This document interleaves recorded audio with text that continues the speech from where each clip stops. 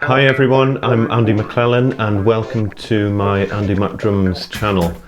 Before I start, you can follow my drummy ramblings online on facebook.com/AndyMacDrums, on Twitter @AndyMacDrums, and on youtube.com/AndyMacDrums. I thought I'd knock together a quick review of the Yamaha DTX750K electronic drum kit. I'm still a bit of an amateur at the whole video production thing, so excuse any continuity errors that may arise. A big shout out to Andy and the guys at Drum Shop UK who sorted me out with my kit.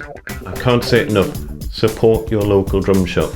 Don't visit a drum shop to try stuff out and then buy it cheaper online, otherwise we'll not be left with any great drum shops. So a big shout out to my favourite shops near Newcastle, Drum Shop UK in Washington and Newcastle Drum Centre.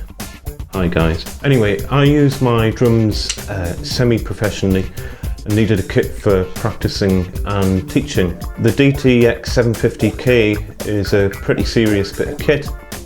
It's third from top of the range. It sells for around £2,400 in the UK, €3,000 and about $3,200 in the States. So here it is. This is a Yamaha DTX750K electronic drum kit. It's a 5-piece kit, so it's got kick, snare and 3 toms. It also includes 2 crash cymbals, a ride cymbal and a real feel hi-hat. The snare and tom pads all use the Yamaha TCS technology, which is textured cellular silicon, and I think gives one of the most realistic feels to a drum pad. The other advantage of the TCS heads is that they're a lot quieter than traditional rubber heads, and you'll get an idea of that if you just listen to the kit just through my lapel mic.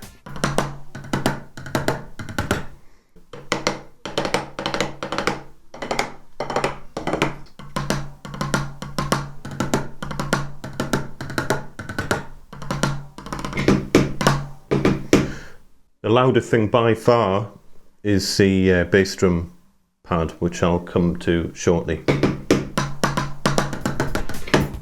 I'll take you around the full kit shortly, but here's a quick demo of how it sounds.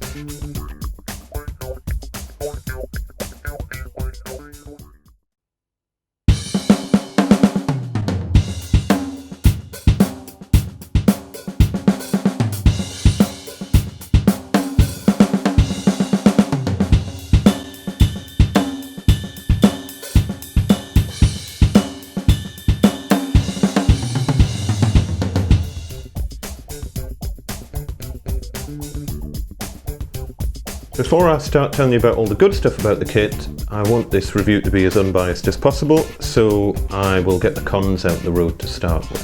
Firstly, the kick pad is a standard KP65 pad that you'd get with the bottom of the range electronic kit. I think with a kit of this level, a better kick pad should have been included. Not necessarily the KP125 that you get with the 900 series, but something in between the KP65 and the KP125 would have been nice. The main problem with the KP65 is that it doesn't work well with double pedals. You have to have the sensitivity on it turned up full, and I've also got it turned up full on the brain as well. The problem being that the beaters are hitting, rather than in the middle of the pad, they're hitting towards the edge of the pad. And as a result, you don't get the full volume out of the beater. If you change to a single pedal configuration and have the beater hitting in the middle of the pad, it's significantly louder. And I just think for a £2,500 kit, chucking in the bottom of the range kick pad is a bit tight. The other downfall of the KP65 is how noisy it is. It's by far the noisiest part of the kit. And the final annoyance about the kick pad is that you can't adjust the height of it. So I've had to adjust the height of my beaters, which I've luckily got memory locks on them, so I can at least bring them down to the level that I would normally have on my acoustic kit. But to be honest, I don't like practicing with my beater at one height and then playing live on an acoustic kit with a beater at a different height, so I've had to adjust my playing style to to compensate for the fact that I can't adjust the height of the KP65 kick pad. The second con is the instructions that came with the kit. I mean, I'm not being funny, Yamaha, but is this some kind of sick joke? I mean, you cannot have all of this for one drum kit? No less than 14 separate instruction manuals in a range of languages covering a lot of equipment that I don't even own. In this day and age of digital print, there's just no need for it. There should be one manual in one language covering the country that the kit was sold in, and everything else made available online if you need it. And the final con, and it's not a major con, but I found it a bit of an annoyance, is the hi-hat stand. The stand that you get with it, the Yamaha stand, doesn't have a bass that you can swivel, which is a bit of a problem if you're playing with a double bass drum pedal. So I've got a swivelable Mapex stand that I upgraded to, just so that I could get my double kick pedal in. So that's the cons out the road. Everything else about the kit is fantastic, and hopefully Yamaha will take on board some of the comments from this video. All of the pads and cymbals are 3-zone, apart from the hi-hat, which is a 2-zone cymbal, which I'll show you in a moment. The snare drum is a 9-inch XP100SD pad with the SS662 stand. The SS662 is a proper snare stand, which makes adjustment a lot easier. The snare pad is fantastic. It's a 3-zone pad. So you've got the main playing surface, you've got the rim shot edge, and you've got the cross stick edge as well. You can also adjust the snare strainer through the controller on the side of the drum.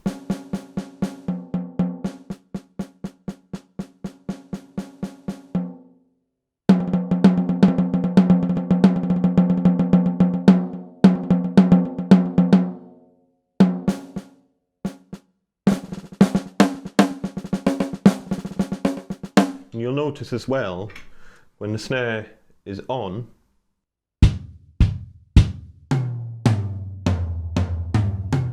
you can hear the snare resonance through other drums, whereas if you switch the snare off,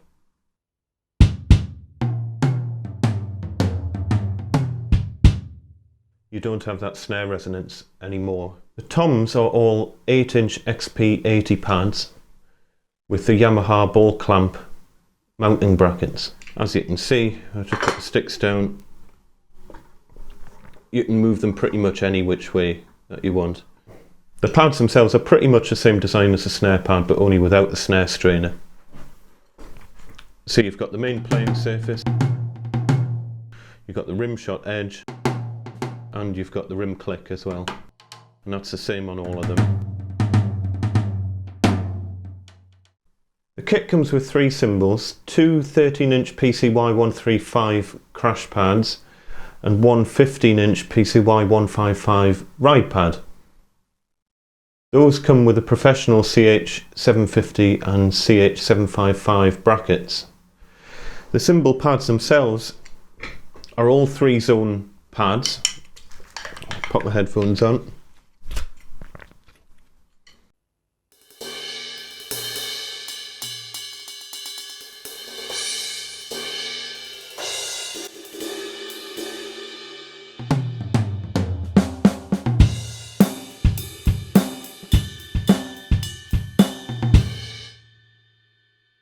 And they're all chokeable as well.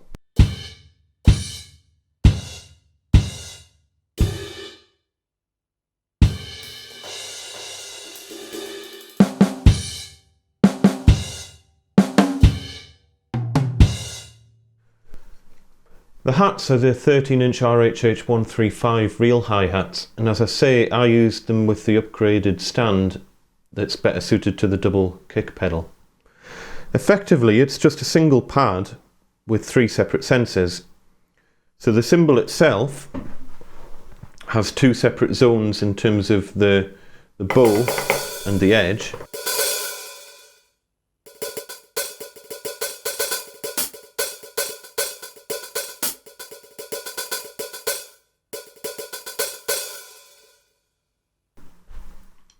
And then there's a separate controller underneath the cymbal that controls the hi-hat being open or closed. So this means it has two cables going into the back instead of the normal one. One for the open and close sensor and one for the cymbal itself. I have things wired up probably a little bit differently to how you would wire this up. I use the headphone output directly from the unit itself for most of my everyday practicing and whatnot, but then I've also used the output from here. Rather than going into speakers, I take this along into the Motu 8 Pre audio interface. And then I use the auxiliary input into the unit for taking a feed from my laptop through the mixer, through the headphone amplifier, out through this blue cable and into the back of the unit. And it just means then I've got everything going through my mixer. I can control if I've got different audio sources coming in. I've got control all through the headphone amp to multiple musicians if needs be, all coming into the back of the unit via this cable. But the way you would probably normally have it wired up, you use your headphones there, you would take that into speakers and you just plug your iPhone or MP3 player straight into the back of the unit. Other connections that you've got on the unit, you've got MIDI in and out, you've got your power control, LCD contrast, and then all your pad controls go in. As I say, they're all labelled up, it's pretty straightforward in terms of connecting everything up.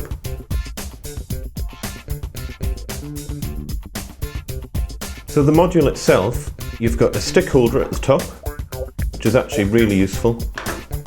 You've got your headphone volume control, that controls what's coming out your headphone output. You've got the master volume control, that controls what's coming out of your master outputs. You've got your auxiliary input that were mentioned earlier. You've got a fader per drum channel. So you've got a kick control, snare. You've got one fader that controls the volume of all toms, one that controls all of the cymbals including the ride, one that controls the hi-hat, and one that controls the click volume. You've got a multi-function dial over here, which in kit mode just lets you change between different kits. You can also use the plus and minus buttons here to change between different kits. We'll come back to this because it does a whole load of other stuff. You've got function buttons here that correspond to the controls that are on the screen. You've then got an inbuilt recorder. You've then got mode buttons for kit, instrument, song, and the click control.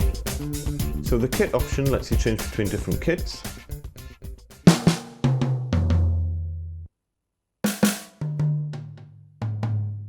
You go on to the instrument setting, you can change individual aspects of that particular kit. So for example, there might be a kit that you really like, but you want to change the muffling of the toms.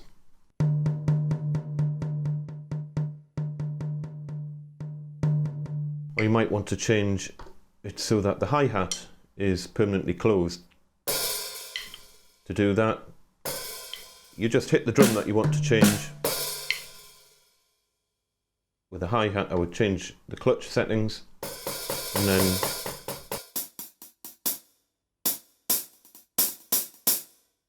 without touching the actual pedal, I can lock it down or lock it completely open.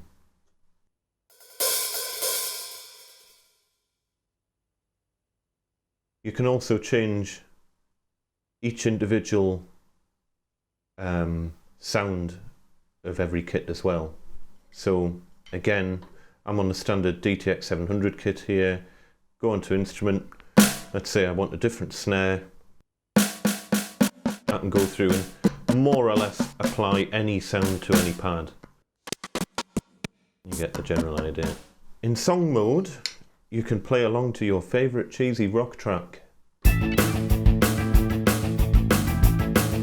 you can change the tempo.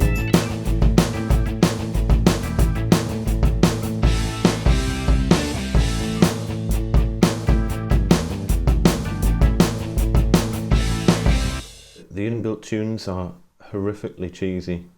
Sorry Yamaha, but they are. But they are kind of handy for practicing along to. You can switch drums on and off, control the volume of bass and other instruments and whatnot.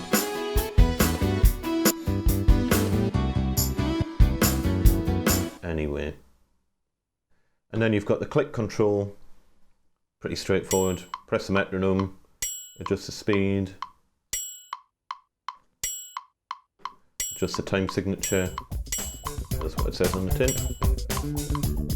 So that's it for part 1. Join me in part 2 and I'll let you hear what some of the inbuilt kits sound like.